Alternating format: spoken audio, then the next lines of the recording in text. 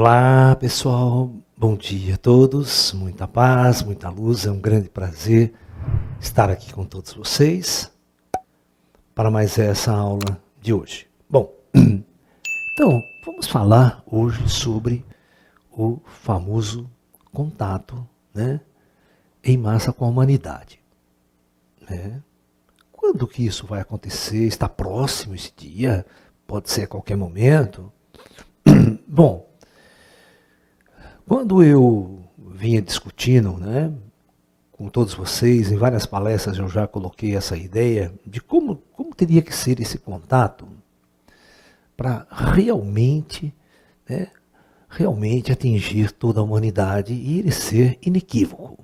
Né? Não ter a mínima forma de você dizer que não é outra coisa tal. Né? Bom, Ontem eu estava assistindo no History Channel, Alienígenas do Passado, eu achei até muito engraçado, né? Que eles convidaram, eles fizeram tipo uma mesa redonda assim, né? E convidaram o Capitão Kirk, né? o William Shatner, né? Para fazer um monte de perguntas e eles responderiam. E cada um dentro da sua área de ter o pessoal do Alienígenas do Passado respondendo as dúvidas do Capitão Kirk ali, né? Sobre a ufologia, né? E eles falaram muito das coisas antigas, né? Dos blocos antigos, das civilizações antigas, tal. Aí o último bloco do programa foi muito interessante, porque ele enxerga, e agora? Eu quero saber do disco voador agora, hoje, agora. Né? Como é que está a situação? Então, né? É aquela discussão desde Roswell, todo mundo já bota Roswell na frente, porque Roswell, né? E discos voadores caídos, recuperados nos Estados Unidos, essa coisa toda, essa discussão toda, que eu até hoje nunca engoli isso, né? Conhecendo os extraterrestres do jeito que eu conheço, não daria para acontecer aquilo, a não ser que o próprio extraterrestre quisesse implantar uma nave, implantar qualquer coisa lá, mas é inequívoco, não tem sentido isso. Bom, e a discussão termina, né, obviamente, com as autoridades americanas, né, participando, falando sobre essa questão do fenômeno OVNI hoje, e o Michio Kaku apareceu dando entrevista, falando sobre o fenômeno OVNI hoje. Né? E ele é um cientista muito inteligente, de mente muito aberta, né, se colocou positivamente diante do fenômeno OVNI, né? Muito legal a colocação dele, porque ele é um acadêmico, tal, né? E o fenômeno OVNI nunca foi levado a sério pelos acadêmicos, nunca. Ele mesmo colocou isso, né? Devido às famosas restrições da teoria da relatividade de Einstein, né? Devido às famosas restrições que a ciência nossa tem, né? E ele foi dando exatamente a sua explicação, que poderia haver, né, uma civilização muito adiantada, né, e adiantada 1 milhão de anos à nossa frente, né, uma coisa que a nossa física, a nossa ciência pareceria brinquedo de criança, né. Então, a discussão do fenômeno OVNI estar aqui é uma coisa extremamente viável, né. E as imagens fornecidas pela Força Aérea e tudo mais, aquela coisa que a gente já tem visto aí, né, acontecendo. Bem, muito bem. Desde os tempos primordiais, se você estudar, né, tudo aquilo que a gente já colocou aqui, por exemplo, segredos da NASA, né, todos os voos espaciais americanos, russos, foram seguidos de perto por naves extraterrestres. Quando os astronautas pousaram na Lua, eles ficaram dizendo que tinha gente lá, tinha naves pousadas perto dele. Né? Em canal secreto eles começaram a falar sobre isso. Então, há muito tempo que as autoridades mundiais sabem e conhecem o fenômeno OVNI. Deixa eu tentar explicar uma coisa para vocês. Por que esse contato em massa está próximo? Então, existem vários fatores indicando isso. Né? A ONU, a ONU organizou um protocolo. Então a ONU organizou um protocolo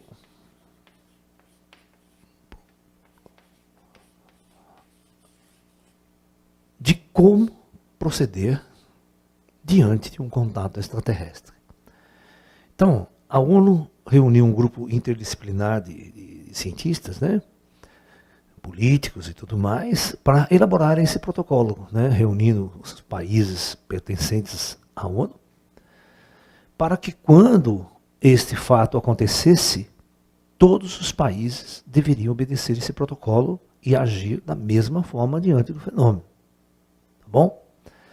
E o interessante disso tudo é o seguinte, né?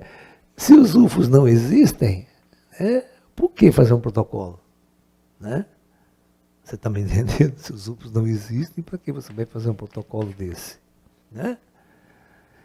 Então é óbvio que as autoridades sabem que eles estão aqui e agora eles estão assinalando com muito mais veemência de que eles vão fazer um contato em massa inevitável e inequívoco para toda a civilização desse planeta.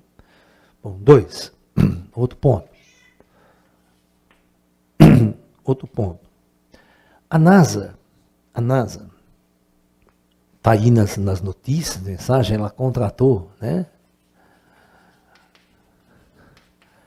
24 religiosos, teólogos, padres católicos, né, de várias religiões, para fazer um estudo, um levantamento de qual seria o impacto para as religiões se esse fato acontecesse. Né? Eu pergunto assim para você, se esse fato não está prestes a acontecer, por que a NASA perderia tempo em fazer isso? Né?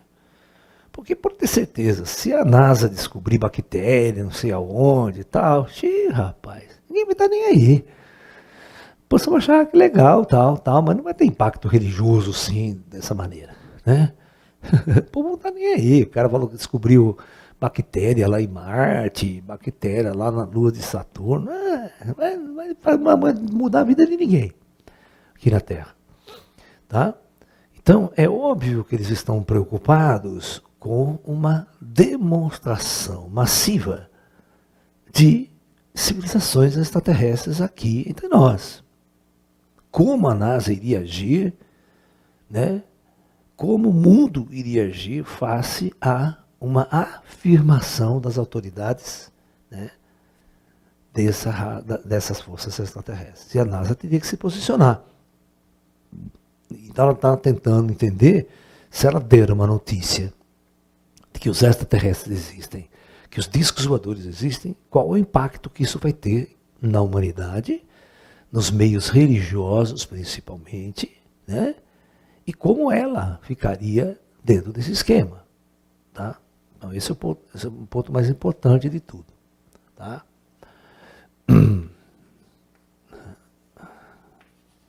O Vaticano, ele tem um protocolo próprio, porque o Vaticano é uma das únicas instituições que a gente conhece no planeta Terra, religiosa, que tem padres cientistas, que tem padres astrônomos. Ela financia e construiu vários observatórios astronômicos ao redor da Terra, da Igreja, do Vaticano. Tá? Então, o Vaticano tem um protocolo próprio, né? Próprio para essa questão. Tá? Então, eu acredito que das religiões existentes, né,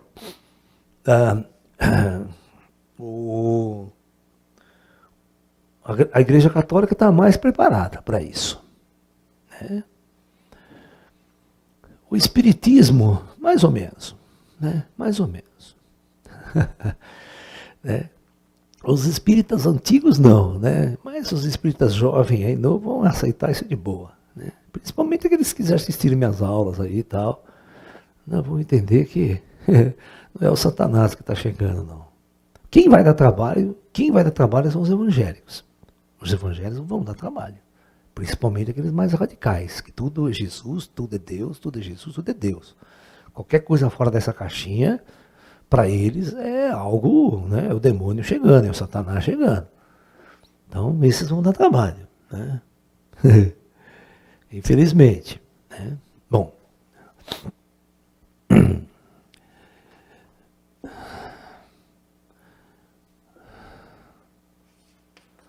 os países comunistas.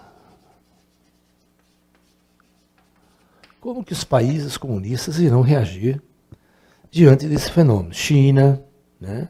Rússia, né? Qual vai ser o comportamento massivo dessas ideologias face a essa descoberta? Porque, pela primeira vez na história, vocês têm que notar uma coisa: o seguinte: não depende da nossa ciência, não depende da nossa tecnologia, depende da vontade dos ETs se mostrarem em massa. Ok?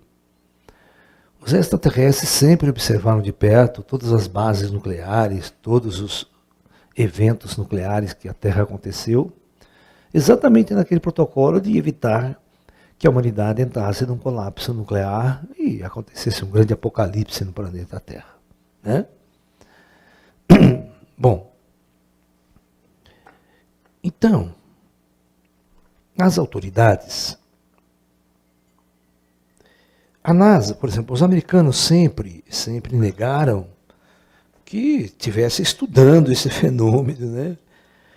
Até que vazou, né, em 2017, vazou documentos, né, do Pentágono, mostrando que os americanos gastavam bilhões de dólares, né, milhões e milhões de dólares na investigação do fenômeno UFO.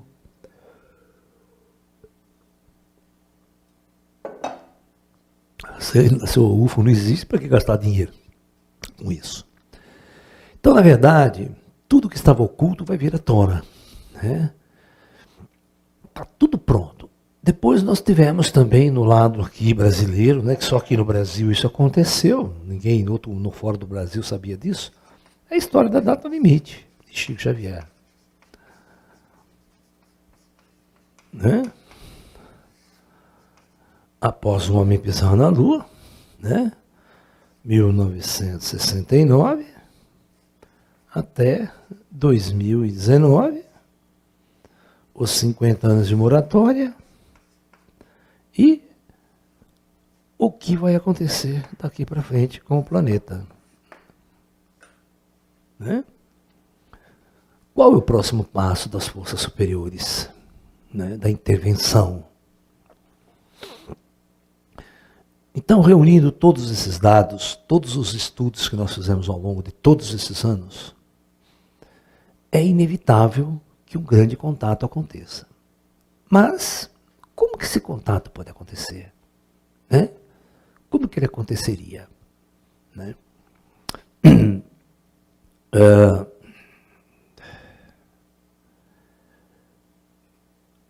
Até hoje, nesses 72 anos de ufologia moderna, da era dos discos voadores, eles sempre foram sorrateiros, né? Apareciam aqui, aparecia acolá, abduzia uma pessoa aqui, abduzia uma pessoa acolá, e sumia, desaparecia. Né? Ou seja, ficava aquele mistério no ar, nenhuma autoridade se pronunciando. Todo o material que nós temos nos meios de comunicação são tudo devido a grupos totalmente amadores de ufologia, né? Pessoas que reuniam para fazer estudo, para fazer pesquisa, sem um tostão no bolso, né? Tudo, né? E escreviam livros, né? Contavam casos. Então, nenhuma instituição oficial, né, regada a milhões de dólares, como a gente estava discutindo antes, veio trazer esse estudo, essa informação à tona. Então, tudo que a gente sabe de ufologia é através de mim, é através dos ufólogos brasileiros, se esforçando para fazer uma revista, para escrever um livro. tudo do próprio bolso, né? Para a gente levar essa ideia, essa discussão à tona. Nos Estados Unidos a mesma coisa. Só que nos Estados Unidos, os Estados Unidos é muito diferente do Brasil. Por exemplo, os caras, uma das maiores instituições ufológicas do mundo, elas são milionários, os caras têm muita grana. Porque eles fundaram uma revista, né, a MUFON, né?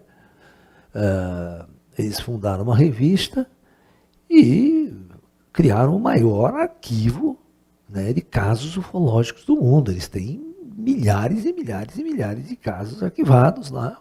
Eles têm um prédio gigantesco só para deixar esses arquivos, né? É um negócio muito louco. Então, porque os Estados Unidos, né, faz uma revista legal, faz um livro, vende pra caramba, tem um retorno financeiro. Aqui no Brasil é muito difícil, você lança uma revista na banca, ixi, para alguém ir lá comprar a revista tem que ser muito fanático. Não há retorno financeiro para quem produz isso, né? E, devido a isso, aqui no Brasil, todos os estudos, todo o material que vinha à tona era de grupos totalmente amadores, que se reuniam para estudar o fenômeno, né? Muito bem, então, o que os ETs têm que fazer para convencer toda a humanidade que eles existem, né? Não pode aparecer num cantinho aqui, pá, depois sumir, né? Devido a essa guerra fria que nós temos, esse desequilíbrio esse equilíbrio de forças, né, militares, ideológicas e tudo mais, um disco voador não pode pousar nos Estados Unidos e não pousar na Rússia. Vai dar maior cacacuca caracaca, né? Se o disco voador resolver pousar nos Estados Unidos e não pousar na Rússia, né? Pousa na China, os americanos ficam em pé de guerra. Falam, quero estudar esse UFO aí também, né? E vice-versa, e assim por diante. Né? Sobe aqui, filho. Bem. Então, só teria quem conhece o nosso planeta, quem conhece toda a ordem mundial estabelecida hoje em nosso planeta, sabe como agir para trazer esta virada planetária. Como uma nave extraterrestre deveria se mostrar para toda a humanidade sem causar os impactos ideológicos, né, a briga ideológica para aquele ou aquele país. Qual país mereceria o contato, né? Qual país? Que pessoas mereceriam contato? Então, não pode existir isso, tá? Senão você desequilibra todo o potencial de forças, né? E o planeta entra em pé de guerra, né? Entra em pé de guerra, né? Então, você tem que saber disso, né? Sempre soube. Então, tem um jeito de fazer a coisa que eu venho falando para vocês faz muito tempo, desse contato em massa como ele seria, né? Muito bem. Deixa o papai, né? Ó, o meninão aqui, ó. Ó, nosso meninão. Que coisa bonita, né, filha? Olha lá, papai. Deita aí, deita. Então vamos falar disso aqui.